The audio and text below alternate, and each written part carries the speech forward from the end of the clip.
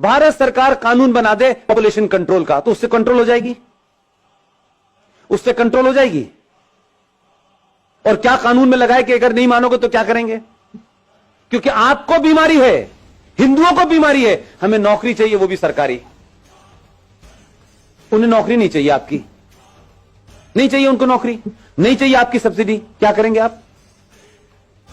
क्या कॉलम लगाएंगे इसमें कि पॉपुलेशन कंट्रोल के लिए 2 बच्चे होने चाहिए, जो इसका उल्लंघन करेगा वो उसके साथ क्या करेंगे आप? बता दीजिए।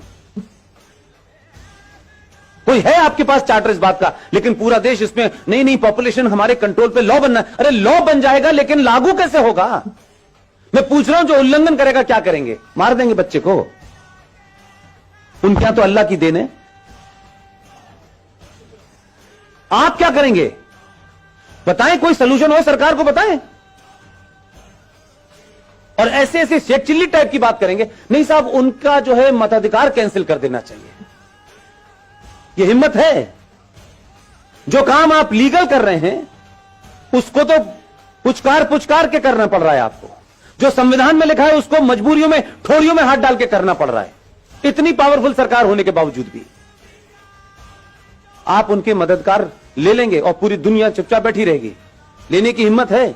इसके अलावा उनका कोई मतलब नहीं है। उन्हें इसी काम के लिए तो बच्चे पैदा कर रहे हैं वो, और किस काम के लिए कर रहे हैं? बाकी दुनिया तो उनकी चली रही है। कितने लोग उसमें से सीईओ बनने के लिए जा रहे हैं? उनका तो पढ़ा लिखा इंजीनियर और डॉक्टर जो है केरला और मध्य प्रदेश, महाराष्ट्र से आईएएस में भर्ती होने जा रहा है। आज के कंप्यूटर युग में वो ये काम कर रहा है। लेकिन आप अपने बच्चे से कहेंगे इधर झगड़ा हो रहा है बेटा, इधर से मत जाना, तुम अपनी से इधर से जाना। उधर झगड़ा होने लगा तो आप कहेंगे इधर। इतने रास्ते आपने कर दिए कि अपने बेटे को, अपने बच्चे को लड़ना नहीं सिखाया कि ये चैलेंज है, तुम्हें लड़ना पड़ेगा। आज नहीं कल, कल नहीं परसों, 10 साल बाद, 50 साल बाद हम उसे बचाते रहे। जब सामने वो आया तो उस बेचारे ने एक्सेप्ट कर लिया कि यार मैं लड़ तो सकता नहीं हूं। तो क्या फर्क पड़ता है यार, अगर मैं अपना नाम राम प्रसाद से गुलाम नबी रख लूं तो क्या फर्क पड़ता है? तब वो ये कह देता है। तब आपको लगता है अरे ऐसा कैसे हो गया? इसलिए लवजहाद का भी शिकार आप हैं, क्योंकि आपको फुर्सत नहीं। मैंने बताया कि ना, माता जी गई हैं कीर्तन सुनने, पिताजी पैसे कमाने गए, घर में कोई भाई नहीं है। वो लड़की जो आपके घर में है भाई, उसके भी मन में बदलते हुए समाज की चीजें हो रही होंगी कि नहीं? वो भी किसी से बात करेगी कि नहीं? उसके बरखिलाफ दूसरे समाज में वो बीमारी वहां क्यों नहीं हो रही और आप क्या क्यों हो रही है? क्योंकि आप तो ज्यादा पढ़े लिखे हैं, आप तो बहुत मॉडर्न हैं, उसके बाद ये बीमारी आपकी हो रही है। और इतनी हो रही है कि अब आप चिंतित हैं। आपने अपने कारणों से ऐसे संकट पैदा किए हैं। आपका बस चले तो ये भी कहें कि अब इस पे भी कानून है। कानून के पीछे पड़ गए। कानून को कौन मानता है? कानून तो रेप का भी है, कानून तो दहेज का भी है। कुछ रुक रहा है? जब समाज में एक बड़ी आबादी भीड़ तंत्र में तब्दील हो गई हो, जो सुप्रीम कोर्ट को डराती हो, जो संसद को डराने में सक्षम हो, तब कानून कुछ नहीं करता है, तब समाज को करना चाहिए। भारतीय जनता पार्टी का ठेका है क्या? आरएसएस का ठेका है सिर्फ कि वही सिटीजन अमेंडमेंट एक्ट पे निकलेगी? ये भारत के बाकी लोग जिनका आरएसएस से या बीजेपी से कोई संबंध नहीं है, वो क्या हाथ बांध के पीछे खड़े रहेंगे? फेसबुक पे बस बोलेंगे वो खुद क्यों नहीं कुछ कर रहे? कोई रोक रहा है क्या आपको? अगर वो ऑर्गेनाइज कर रहे हैं तो उसमें भी आप जाके शामिल क्यों नहीं हो रहे? जो बीजेपी का है वो जाएगा क्योंकि वो कार्य करता है, उसको टिकट लेनी है, उसको कुछ बनना है, उसको कैरियर है, इसलिए वो जाएगा। लेकिन दूसरी तरफ क्या हो रहा है? अहले हदीस का भी आ गया है, बरेलवी का भी आ गया है, देवबंदी का भी आ गया है, सब बाहर आ गए। इस वक्त लड़ाई उनकी मुश्तरका है, इसलिए सब निकल के आ गए। लेकिन अभी भी आपकी लड़ाई है, समाजवादी वाला हिंदू क्यों जाएगा, वो क्यों नहीं जाएगा, इन जाएगा। वो एक ही पार्टी का काम है, एक पार्टी का काम नहीं है। ये citizen amendment bill Bharatiya Janata party का एजेंडा नहीं है। वो पॉलिटिक्स में है, उनकी पार्टी सत्ता में है, इसका मतलब नहीं सारा ठेका उन्हीं का है। मेरा और आपका जो उसका भारतीय जनता पार्टी से डायरेक्टली इनडायरेक्टली कोई संबंध नहीं है, लेकिन एक इस नागरिक के नाते, इस देश के एक समझदार, एक ईमानदार सिटीजन के नाते मेरी कोई भूमिका नहीं है। दंगे होंगे तो पुलिस रोकेगी, जुलूस निकालना होगा तो बीजेपी निकालेगी, हम सिर्फ जो है बैठे बैठे अपने लड़के को अमेरिका भेजने का रास्ता बताएंगे। ये नहीं चलेगा। एक संकट नहीं है, ये सिर्फ शुरुआत है जो बहुत दिन से रुकी हुई थी।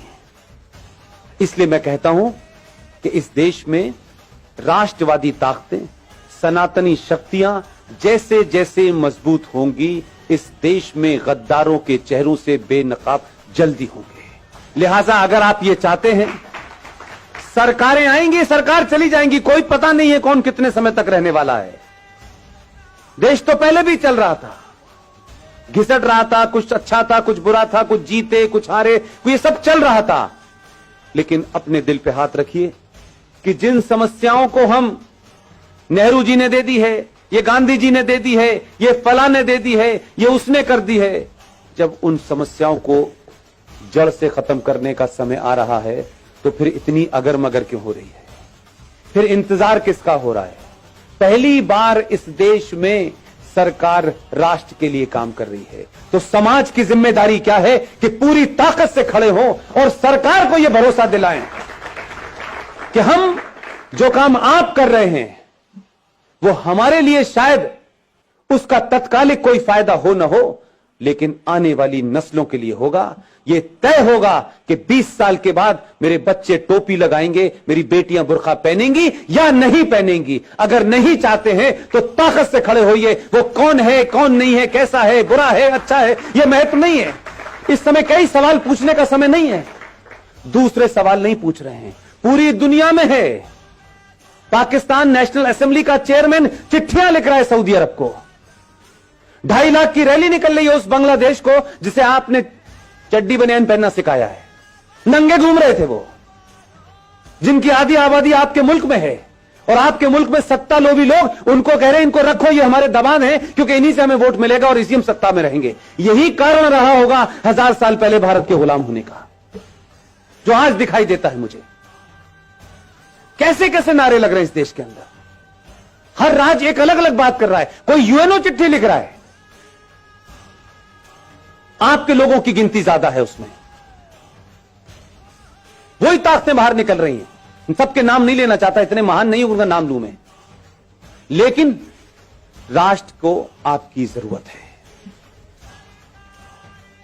और आप समझ लीजिए, हम सब लोग इतने बेहया हो चुके हैं, इतने बेगैरत हो चुके हैं कि हम जरा सा अगर हमारे आदमी में कहीं कमजोरी हो गई, जरा सी कहीं हल्का सा भी वो कमजोर पड़ा, हम पहले लोग हैं जो ये कहेंगे। हम बहुत कह रहे थे यार इतना नहीं करना चाहिए था, देखो इसने इतना ज्यादा कर दिया था, हम इतने मक्कार लोग हैं।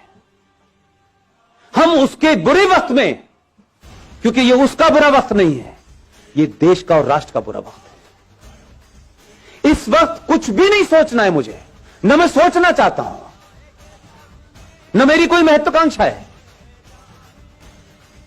हम अगर 5 लोगों को जगा सकते हैं तो 5 को जगाएं, क्योंकि हमारे यहां कुछ लोग सो नहीं रहे हैं, हमारे यहां जगे हुए लोग भी सोने का बहाना कर रहे हैं। लिहाजा ऐसे सम्मेलन हर दिन होने चाहिए, हर जगह होने चाहिए, सड़कों और चौराहे पर होने चाहिए और खुले में होने चाहिए, ताकि एक बार में लाखों लोग सुने। इसकी यह महत्वता नहीं है कि इसमें कौन बोलने आया है, कौन चीज घेसते, कोई ना कोई आता रहेगा।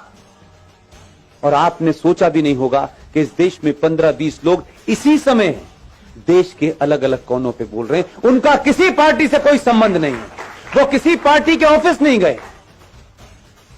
हमारा राष्ट्रवाद राज्यसभा की कुर्सी तक महफूज नहीं रहना चाहिए।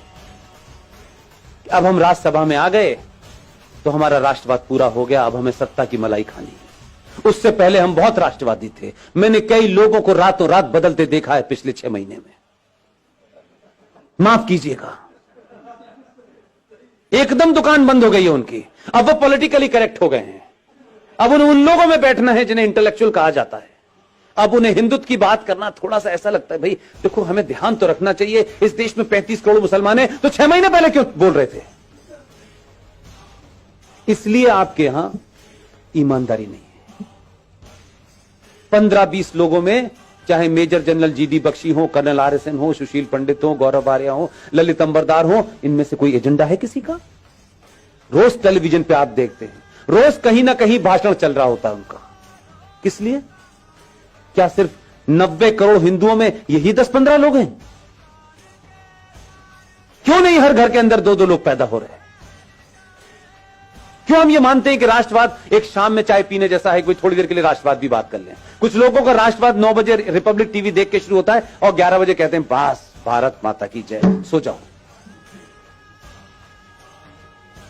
राष्ट्रवाद जीना होता है।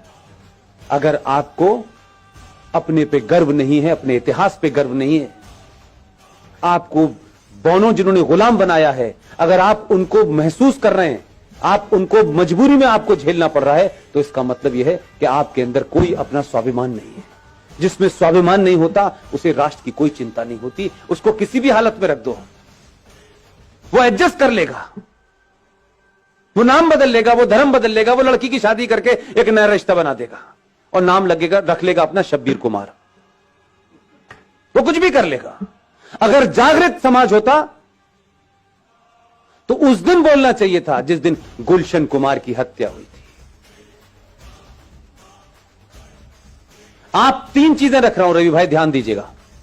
इस देश की प्राइमरी एजुकेशन को हमने क्रिश्चियंस के हाथों सौंप दिया है,